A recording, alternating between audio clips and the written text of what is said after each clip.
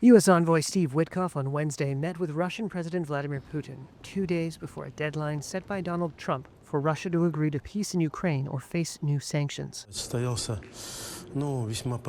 Kremlin foreign policy advisor Yuri Ushakov told a Russian television station that the two held a, quote, useful and constructive discussion.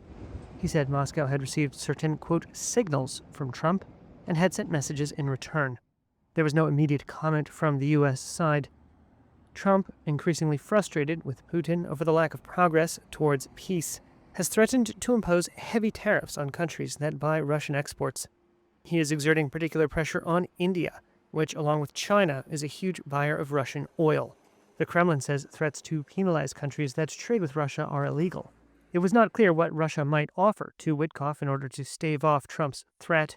3 sources close to the Kremlin told Reuters that Putin is unlikely to bow to Trump's sanctions ultimatum because he believes he is winning the war. Bloomberg and an independent Russian news outlet reported that the Kremlin might propose a moratorium on airstrikes by Russia and Ukraine.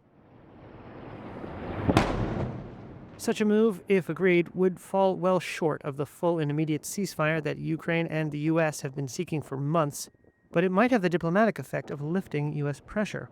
Putin really, I think, has decided he wants a long war. Timothy Ash is an associate fellow at Chatham House. But they think by throwing a little bone to Trump, Witkoff's there, letting Witkoff come back with something, it'll buy them a bit more time to continue to wage war, because they think the longer they leave it, the longer they continue the fight, ultimately Ukraine will buckle, the Western alliance will weaken, appetite to continue support Ukraine will kind of moderate, and in the end Putin will get everything he wants, which is the whole of Ukraine. That is the reality.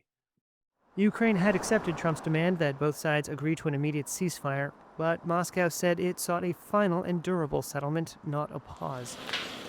As a candidate, Trump repeatedly promised to end the 3.5-year war in his first 24 hours in office.